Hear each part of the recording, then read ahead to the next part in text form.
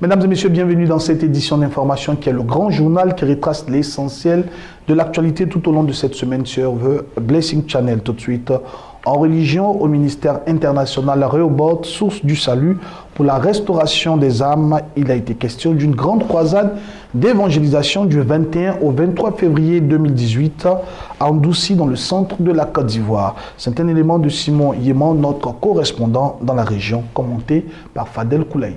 Suivant. Les fidèles du ministère international Rehoboth, source du salut pour la restauration des âmes, dans la commune de Ndouci, département de Tiassalé, ont pris part à une croisade d'évangélisation du mercredi 21 au vendredi 23 février 2018 au siège de la dite église sise au quartier Bada de Ndouci. Venez à moi, vous tous qui êtes fatigués et chargés, je vous donnerai du repos. Tel est le thème, extrait du livre de Matthieu 11, verset 28, qui a été développé par la prophétesse Déborah, bénie de Jésus-Christ, au cours de la veillée de prière. La servante de Dieu, dans son message, a défini 3 types d'amour, à savoir l'amour divin, l'amour désintéressé et l'amour du prochain, en s'appuyant sur les versets bibliques de Jean 3, verset 16. Frère, il y a 3 types d'amour. Il y a l'amour de l'homme, alléluia. L'amour de l'homme, c'est un amour intéressé. Quand l'homme voit son intérêt en toi, il va t'aimer, alléluia. Amen. Quand l'homme voit que tu fais son affaire, il va t'aimer, alléluia. Amen. Mais le jour que tu ne vas plus faire son affaire, il ne va plus t'aimer. Ça, c'est l'amour intéressé, alléluia. Amen. Maintenant, il y a l'amour diabolique, alléluia. Le diable va et il aime avec ruse pour pouvoir arriver à ses fins. Satan lui fait pour lui avec ruse, avec les malices, de manière détournée. Si tu n'as pas le discernement, tu vas dire, ah, voilà quelqu'un qui m'aime, alors que c'est un amour qui est diabolique, alléluia. Amen. Pour sa part, le pasteur Da Alfred a prié pour la restauration des âmes avant de leur imposer les lois. Mais de Satan et ses démons, entre les mains de l'alcool, je maudis cet esprit de l'alcoolisme dans sa vie. Au terme de cette croisade, la prophétesse Déborah, bénie de Jésus-Christ, a donné les raisons de sa venue en mission spirituelle à Ndouci, puis a indiqué l'objectif visé de l'organisation de la croisade à quelques jours de la Pâque, qui est la fin de l'année spirituelle des chrétiens. Dieu m'envoie en Ndouci pour accomplir une mission, pour faire établir son règne dans cette ville de Ndouci, qui est sous le joug des esprits des eaux, de la sorcellerie, du fétichisme, de l'idolâtrie, en quelque sorte. C'est une grande mission, mais la Bible dit que ce n'est pas par ma force, mais c'est par l'Esprit de Dieu. Et Dieu est en train de faire son œuvre petit à petit. Et que, à la veille des Pâques, le Seigneur m'a instruit d'organiser cette croisade pour pouvoir libérer ses enfants, son peuple de la captivité. Et ceux qui sont immolés, offerts sur l'autel du diable, prêts à être égorgés. La mission évangélique La Nouvelle Création a organisé un programme spécial d'édification, de prière et de guérison. C'était dans la ville de San Pedro, dans le sud-ouest de la Côte d'Ivoire. Le thème de ce programme était « La vie de Dieu en moi ». Reportage d'Abel Kouao, correspondant Béni TV à San Pedro, commenté par Fadel Koulaï. Créé pour exécuter le programme de Christ qui consiste à annoncer la bonne nouvelle aux pauvres, guérir les cœurs brisés, proclamer aux captifs la délivrance, aux prisonniers la liberté, aux aveugles le recouvrement de la vue, publier une année de grâce du Seigneur et aussi pour la formation des ouvriers du Seigneur, selon Ésaïe 61, verset 4 et Luc 4, 16 à 19. La mission évangélique La Nouvelle Création, MENOC, sise dans le quartier de Bardo, à San Pedro, a organisé un programme spécial d'édification, de prière et de guérison sous le thème « La vie de Dieu en moi » avec pour orateur l'apôtre Pierre Daniel, président fondateur de la MENOC. Au cours de ce programme, de nombreuses guérisons miraculeuses et immédiates ont eu lieu.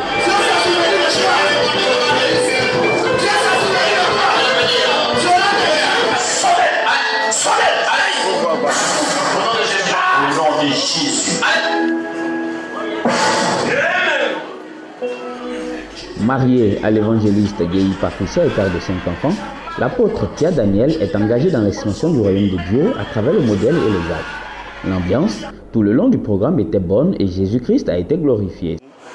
Et je suis content de servir Dieu en plein temps parce que depuis que Dieu m'a choisi, il m'a établi et aujourd'hui, Dieu fait des merveilles dans cette mission. Tous ceux qui ont des problèmes, tous ceux qui sont attaqués, tous ceux qui sont dans des difficultés, que Jésus n'a pas changé. Parce que être chrétien, c'est avoir la vie de Dieu en nous. Dieu vit en nous par sa puissance et Dieu agit avec efficacité. Jésus n'a pas menti. Il a dit tout est accompli. Ça veut dire que tout est déjà réglé. On peut aller au-delà de ce que Dieu a dit. On peut faire des grandes choses avec le Seigneur. Dieu a dit qu'on croit en son nom, tout est possible. Fondée par l'apôtre Thiago Daniel le 14 février 2010, la mission compte 13 églises réparties sur l'ensemble du territoire avec plus de 1000 membres. Elle a une vision fondée sur 4 éléments fondamentaux, à savoir la transformation par le renouvellement de l'esprit, le revêtement de la puissance d'en haut, l'exécution du programme de Christ qui est de faire de toutes les nations les disciples par l'évangélisation et la formation, lutter contre l'indigence par la pratique de l'amour et le développement de l'esprit de créativité dans la vie du croyant et par la création des œuvres sociales. Le ministère international La Nouvelle Alliance Portique de Salomon du prophète Abraham Prospérité, dit Papa Scanner, a organisé une veille de prière ce vendredi 16 mars 2018 au sein du camp de prière Jésus-Christ d'Atoban dans la commune de Cocody. Nous restons toujours en compagnie de Fadel Koulaï. Dieu s'est encore grandement et puissamment manifesté ce vendredi 16 mars 2018 au cours de la veillée de prière et de délivrance organisée par le ministère international à la Nouvelle Alliance Portique de Salomon du prophète Abraham Prospérité dit Papa Scanner.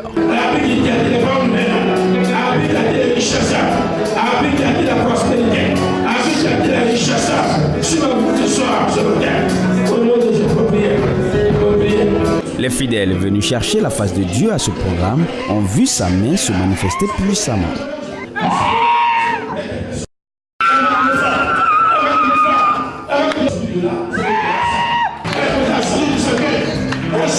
Soulagés et satisfaits d'avoir pris part à cet important rendez-vous avec le Saint-Esprit, les participants ont bien voulu se confier à notre micro. Je vois que vraiment c'est un homme de Dieu que Dieu utilise. Vu les témoignages, vu le message, vraiment cela m'a impressionné. Il y a des miracles même qui se passent. Il guérit même. Les gens se lèvent, ceux qui ne marchent pas se lèvent, ceux qui ne voient pas, ils voient. Ceux qui sont paralysés même se lèvent. Venir à rencontrer Papa Scanner pour pouvoir vraiment faire leur clinique spirituelle, pour ne plus être réclamés, pour que enfin l'autel de Christ parle maintenant à leur faveur. Il y a eu les miracles qui sont opérés, il y a eu les miracles extraordinaires, les gens ont vomi, Dieu a libéré beaucoup de personnes, les gens qui sont sous l'emprise du diable, Dieu les a libérés, les a délivrés. Jésus n'a pas changé, il fait encore des miracles, il fait les merveilles. Viens à la prochaine veillée et tu auras des grands miracles. Que Dieu te bénisse. Cette veillée a été organisée par le ministère international de la Nouvelle Alliance Portique de Salomon du prophète Abraham Prospérité dit Papa Scanner dans l'enceinte du camp de prière Jésus-Christ à Atoban dans la commune de Cocody. 30 complets de pain et plusieurs autres dons pour soulager les veuves et les enfants orphelins de la mission internationale de délivrance et d'évangélisation pour le salut des âmes. Jérusalem de la ville de Vavois précisément. Un geste du couple Nguessan Magloire, président fondateur de l'église Midessa de Côte d'Ivoire. Reportage signé Loi Pierre, notre correspondant dans cette région. Composé essentiellement du riz, pagne, savon et autres vivres, d'un coût global de 200 000 francs CFA que le couple Nguessan Magloire, président de l'église Midessa, a remis aux bénéficiaires du camp de prière Jérusalem de Vavois. Remettant les kits, l'homme de Dieu a exhorté le peuple au partage et à la culture de l'amour du prochain. Le fidèle doit être généreux. Le fidèle doit être le moderne de son leader, le modèle de son pasteur. C'est quoi ce que j'ai voulu dire à mes frères, les serviteurs de Dieu. Il est important que nous-mêmes on soutienne le peuple avec nos moyens. Deuxième activité de générosité du genre en cette année 2018. Et le fondateur Magloire d'ajouter que cette série de dons aux veuves et orphelins a pour objectif de susciter l'esprit du partage. Les jeunes sont dans l'église, n'ont pas d'emploi. Mais qui va les aider?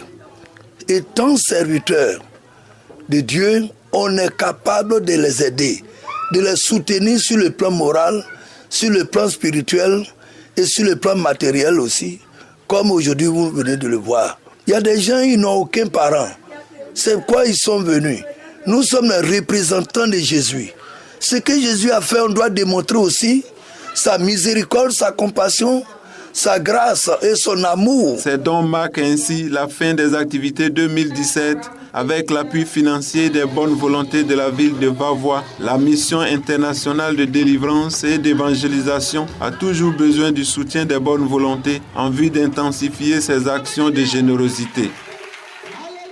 Parlons à présent du programme Campus pour Christ International en collaboration avec des fédérations des églises de Côte d'Ivoire qui organise ce samedi 24 mars 2018 le programme dénommé Jour de Christ. Pour ce faire, les leaders du CNPC et de la CEP Messie, les révérends Pangui Bernard et Yaédian Robert ont lancé des appels au corps du Christ. Nous les suivons. Je suis là pour exhorter un frère, une sœur, toutes les églises qui sont en Côte d'Ivoire, tous les ministères qui sont en Côte d'Ivoire, toutes les associations chrétiennes qui sont en Côte d'Ivoire, toutes les fédérations qui sont en Côte d'Ivoire, je suis là pour vous exhorter et vous inviter à la journée qui est organisée par le Campus pour Christ en l'honneur de notre Seigneur Jésus-Christ. Répondez à l'appel solennel du Campus pour Christ qui n'est pas une église, qui n'est pas pour une fédération, mais qui est pour le corps de Christ dans le monde entier et particulièrement en Côte d'Ivoire. Nous avons besoin de votre présence et de votre foi, de votre onction, car ceux qui s'assemblent et qui lient une chose au nom de Jésus, la chose sera liée dans le ciel. Ce qu'il délie sera délié. Venons et lions les mauvaises choses, les mauvaises actions, les mauvais esprits sur la Côte d'Ivoire et ouvrons le ciel pour la paix, pour l'onction, pour la grâce, pour la prospérité et pour la victoire de chacun d'entre nous dans cette Côte d'Ivoire qui nous appartient à tous. Au nom de Jésus-Christ, je vous espère nombreux. Au nom de Jésus, soyez bénis. Amen. Campus pour Christ International, en collaboration avec toutes les fédérations des églises protestantes évangéliques de Côte d'Ivoire, organise une journée spéciale de prière pour la nation et pour le corps de Christ. Ce serait le 24 mars 2018 à la Bourse du Travail d'Abidjan. Et je voudrais inviter tout le corps de Christ, particulièrement tous les leaders, tous nos leaders spirituels, nos pasteurs, nos évangélistes, nos docteurs, nos apôtres, nos prophètes, les inviter avec toute leur église de se rendre massivement à cette grande rencontre spéciale de prière. Que Dieu vous bénisse. L'Association internationale pour la promotion du protocole et du savoir-vivre a procédé à la remise de certificats de fin de formation à 75 protocoles des églises du collectif national pour le développement des pasteurs. C'était ce samedi 17 mars 2018 au sein de la mission pentecôtiste des vainqueurs. Honorine Ardom et Fadel Koulaï y étaient pour le compte de Béni TV. Il a été question de cérémonie de présentation des protocoles des églises du collectif national pour le développement des pasteurs CNPAD ce samedi 17 mars 2018 du côté de Yopougonjesco au sein de la mission pentecôtiste des vainqueurs. Le protocole d'honneur d'image, tel a été le thème de cette cérémonie. Au total, 75 personnes, hommes et femmes, ont bénéficié de cette formation dispensée par l'Association internationale pour la promotion du protocole et du savoir-vivre, AIPS. Est-il nécessaire d'enseigner le protocole à l'Église? La deuxième, le protocole n'est-il pas une affaire mondaine? Pour la première question, nous avons dit que l'Église étant une institution vivant dans le monde, elle a besoin de fonctionner normalement, c'est-à-dire fonctionner selon les normes qui régissent le fonctionnement universel. Pour la deuxième question, nous avons dit, et nous le disons encore, que de la Genèse à l'Apocalypse, la Bible fait mention des actes protocolaires. C'est seulement le mot protocole qui n'existait pas et qui n'est pas écrit. Mais plusieurs actes sont des actes protocolaires. À titre d'exemple, Jésus dit « quelqu'un m'a touché ». Nous disons en protocole que c'est une expression protocolaire. Ça veut dire qu'habituellement, on n'a pas l'habitude de toucher Jésus. Et si on n'a pas l'habitude de toucher Jésus, ça veut dire qu'il y a une équipe autour de lui. Avec parents et amis, les récipiendaires ne se sont pas fait prier pour glorifier Dieu par des chants et des pas de danse. Le mérite de plusieurs serviteurs et servants de Dieu a été reconnu avant la distinction des lauréats.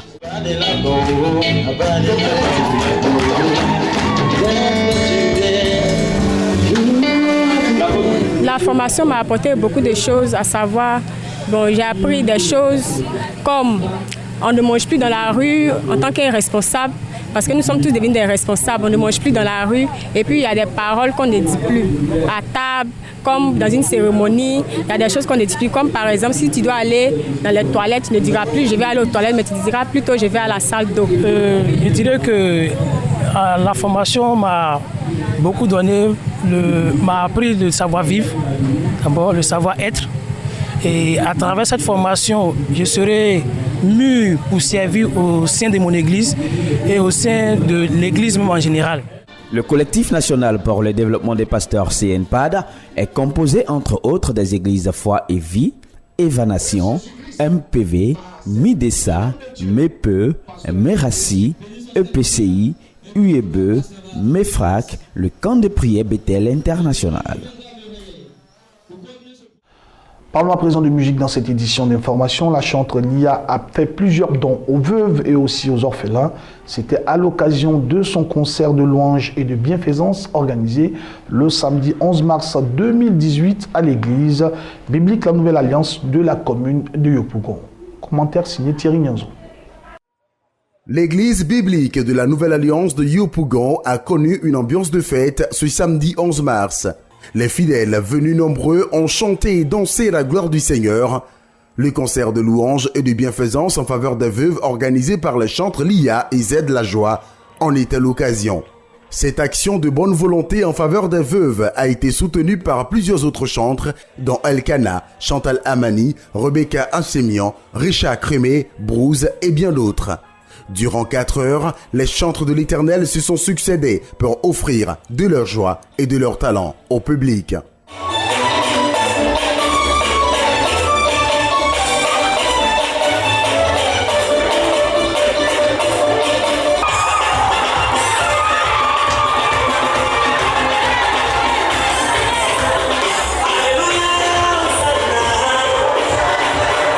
Aujourd'hui, ça a été une joie pour moi de voir cette cérémonie où notre jeune chantre Lia s'est présenté pour prester. Mais par rapport à ça, j'ai vu vraiment un monde fou. J'ai vu un monde fou. C'est une chantre vraiment extraordinaire.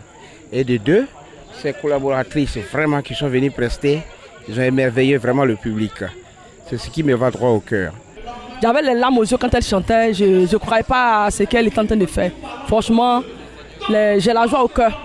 J'ai la joie au cœur. Je sais que Dieu l'a réellement élevée.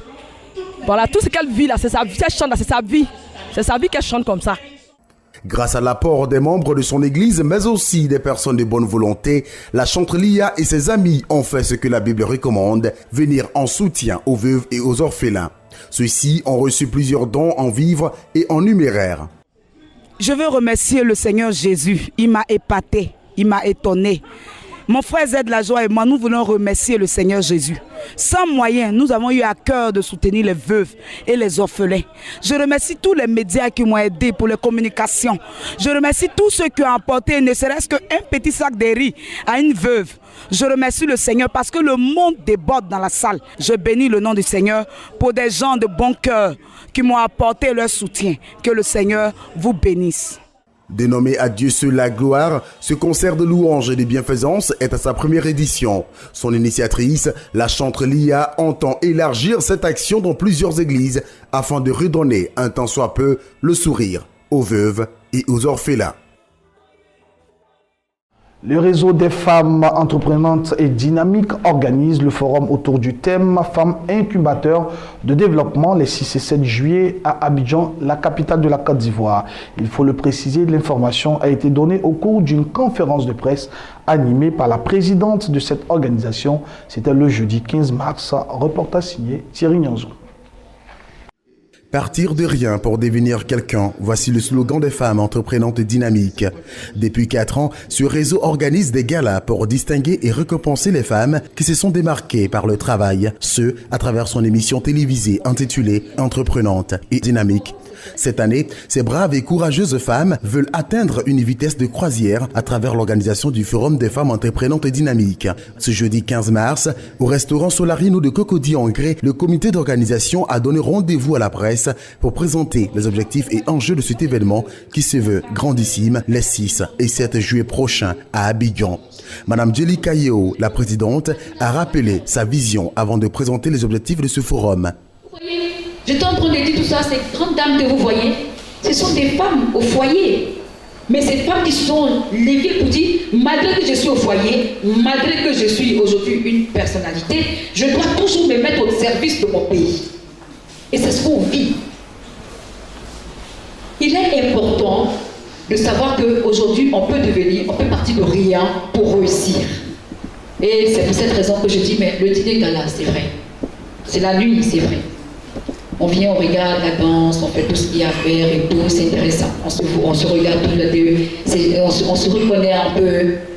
Je dis non, il fallait cette année, la 4e édition, changer le concept. Donc cette année, c'est le forum de la femme entreprenante et dynamique. Invité spécial, les femmes du monde arabe, plus particulièrement celles de la Tunisie. Maître Menda Ben Rajeb, avocate internationale, après avoir encouragé l'initiative des femmes ivoiriennes, a annoncé la participation d'une forte délégation tunisienne à ce forum. J'ai eu le plaisir d'assister à la 3e édition du forum Femmes entreprenantes et dynamiques l'année dernière au Sofitel. Et là, je suis rentrée très émue et je ne garde que de bons souvenirs. Et je me suis lancé un défi, je m'étais dit, j'ai eu tout ce plaisir, cet honneur de participer à cette 3e édition. Il faudrait que la prochaine édition, de faire participer mes compatriotes et aussi les femmes arabes auxquelles j'appartiens. Le Forum des femmes entreprenantes et dynamiques est une plateforme d'échange qui permettra à des femmes d'ici et d'ailleurs de collaborer, de mettre ensemble leur synergie et connaissances pour mieux s'affirmer. L'édition 2018 doit avoir un écho dans tout le monde entier. Pour cela, plusieurs médias nationaux et internationaux seront mis à contribution. Durant 2 jours, les participantes réfléchiront à travers des ateliers et panels afin d'arriver à faire de la femme un véritable acteur de développement pour son pays et pour toute l'Afrique. Cette 4e édition des femmes entreprenantes et dynamiques vient ainsi confirmer leur vision, celle que l'on peut partir de rien pour devenir quelqu'un. Comment triompher de ses échecs? L'écrivain miésan Michel Ange donne une ébauche de réponse dans son livre intitulé « Votre échec a un si bel avenir ». La dédicace de l'ouvrage a eu lieu récemment. Plus de détails dans cet élément. Un nouveau-né bientôt disponible dans les bibliothèques et les librairies de Côte d'Ivoire. Votre échec a un si bel avenir.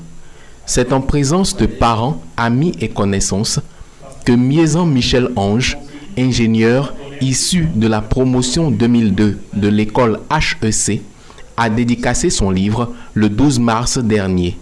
Pour l'auteur, c'est notre perception de l'échec qui doit changer. C'est juste un tremplin vers le succès. Je demande à la jeunesse de ne pas s'avouer vaincu après un premier échec. Car derrière un échec se cache un succès en devenir. Il suffit de tirer les leçons de son échec, de prendre conscience des raisons, des causes, tant personnelles et externes de ces échecs, et adopter la psychologie des vainqueurs. Ainsi donc, son livre est un recueil d'enseignements qui révèle comment triompher des échecs.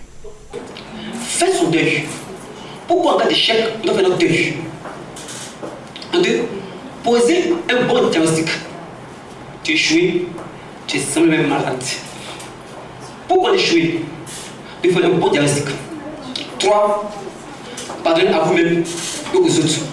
Après l'exposé sur le livre et les interventions des participants, c'est dans une belle ambiance que l'écrivain a procédé à la dédicace proprement dite. C'est une cérémonie qui a suscité émerveillement et fierté chez les personnes présentes.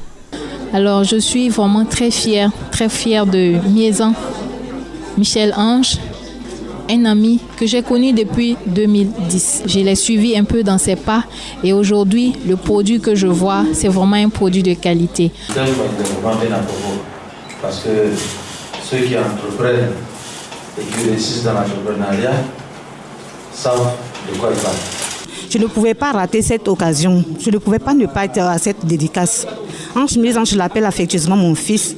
Et votre chèque a un si bel avenir. Je ne sais pas si notre auteur pouvait faire une telle présentation. Notons que ce livre est sorti chez 2MA Éditions. Suite aux incivismes constatés dans le milieu scolaire, le Parlement des jeunes de Côte d'Ivoire, section du Haut-Sassandra, a initié un séminaire sur le civisme et le respect des valeurs civiques, gage d'un respect et système éducatif universitaire et aussi de qualité. Reportage de Pierre Lois, notre correspondant, qui nous donne plus de détails dans cet élément.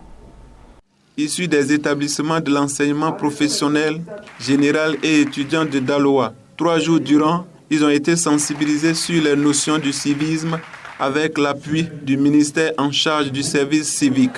Objectif, le respect des symboles de la République. Le respect même des symboles de la République constitue le premier élément majeur du citoyen ivoirien.